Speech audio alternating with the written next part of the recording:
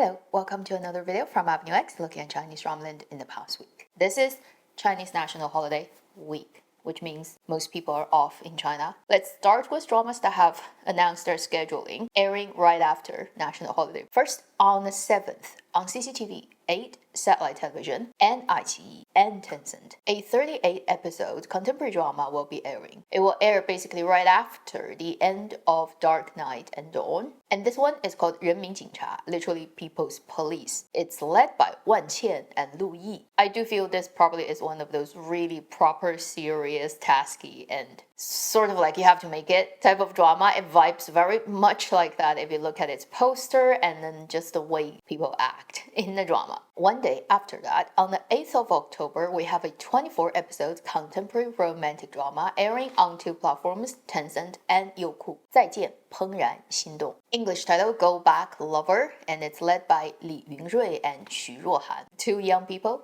who were in love when they were younger, like high schooler, and then they didn't stay together, and many years later meet again, sort of situation. Again, it's the type of drama, if you're interested in the two leads, you probably want to check out. And both are pretty eye-pleasing, and I've seen these two actors in other stuff that I enjoyed. If I do have time, I will try my best to check out this one. Then, as if everything is literally lined up, one day after that, that will be on the 9th, the period drama that has been promoting for months, and I've seen so much stuff on it, finally is going to air. The Li Qing and Zheng Shunxi led drama 七夜雪. Snowy Night, Timeless Love, 32 episode, wuxia drama that is mostly shot during winter and has a lot of snowy landscape. Let's see how wuxia it can get. I still think it's going to be filled with slow motion shots and a lot of quick cutting between different coverage, because neither of these two actors are in any way professional fighters, right, in any sense. So there's a limit of how far you can push them. Like I said, things are lined up, so one day after that, supposedly, at least by schedule, on the 10th of October, the 40-episode period drama from Tencent is gonna air, The Rise of Ning, 锦绣安宁, period drama led by Ren Min and Zhang Wanyi. Zhang Wanyi has a lot of dramas that came out this year on Tencent. Even the looks of his characters look identical. Literally, it's like he's hopping between different crews and he didn't even need to change anything. He just like go straight to the next drama, looking exactly the same. It just says a lot about Chinese drama land these days, right? So many similar scripts and similar crews and similar things being done and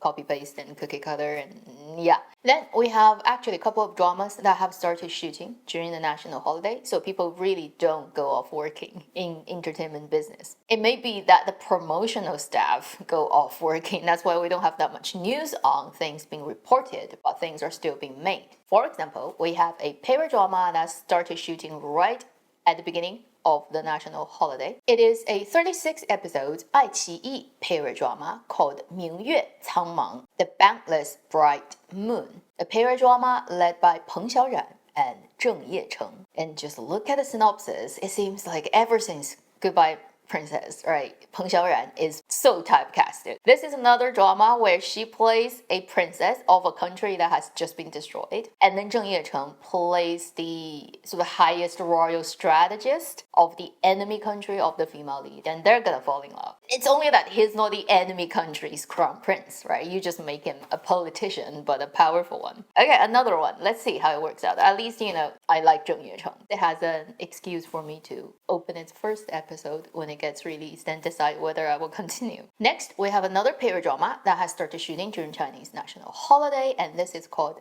太平年, The Age of Peace. Supposedly a 40-episode, quite serious historical drama that features real historical characters. And it's going to be led by Bai Yu and Zhou Yutong. And this is mostly talking about at the end of Wu Dai Shiguo and beginning of Song Dynasty. So the founder of North Song, Zhao Kuangyin, who is a pretty interesting character in Chinese history. Bei Song is a very complicated historical dynasty. It can be argued from many different angles about its legitimacy, about its ruler, about the level of cultural and economical boom during the period, but also like the very pathetic political and military stories that happens around Song dynasties. It will be interesting to see how this drama is going to depict this particular historical character in that period. And I say this much because if you don't do it in a very mainstreamly accepted way, it's always a landmine. And Bai Yu has already stepped on a landmine before. The very old drama he led with Zhang Ruoyu many years ago, I think it was 2016, still didn't air till today because it depicts extremely important Chinese historical characters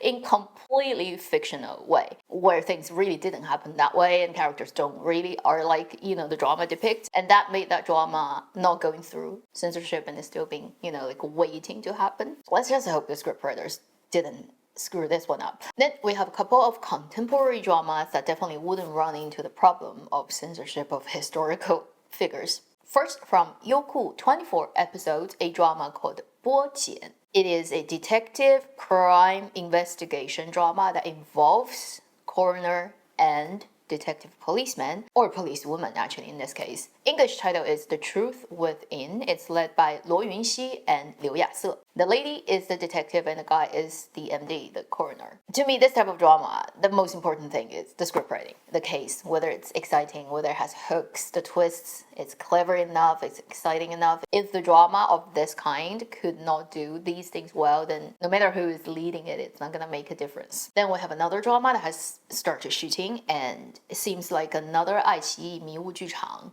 drama, 14 episodes, short, and the title is 无罪之身. English title is A Sinless Person, and it's led by Sun Qian and Wei Daxun. I admit, because of this casting, I'm curious about the story. It seems it's set, not right now, something like 20, 30 years ago. Its synopsis is very vague. It's talking about a story that involves a very veteran policeman, a university student, and a local mining business owner. It seems there's a murder involved, and there's gonna be somebody who became a scapegoat of something they didn't do, and it crosses like 18 years, seems that's the time span. The typical 迷雾剧场 drama, and I admit it's because Wei Daxun is leading it. I really want to see it. This again would be something we won't see until next year, but I will keep a close eye on it. Then we have another similar, probably even more strongly genre drama that has started shooting during this week, called 迷境之上, The Garden of Missing Path. It's led by an ensemble cast of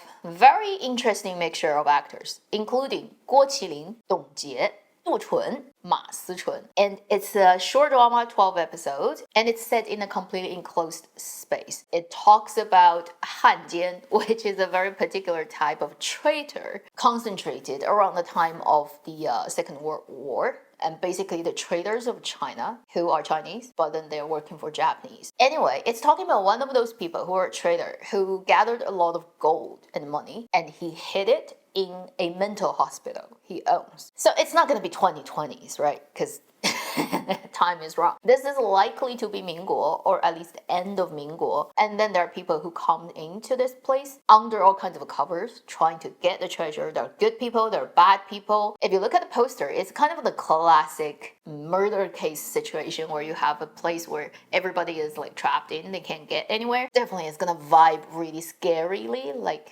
certain horror movies. These days it's really popular to make those 12 to 16 episode short dramas of this type of setup, and it only just started shooting, so we shall wait and see how that turns out. And really those are the most prominent, relevant things I can see during this week. Again, it's not saying this is the only thing that's ongoing right now in Chinese dramaland. It's just maybe a lot more things are happening, but nobody is reporting because they're all off on holiday, traveling or sleeping or playing games. I'm pretty sure next week we're gonna get a lot more news about everything that's ongoing. That should be the end of this video, the first week of October 2024 of Chinese dramaland. Thank you for watching Avenue X.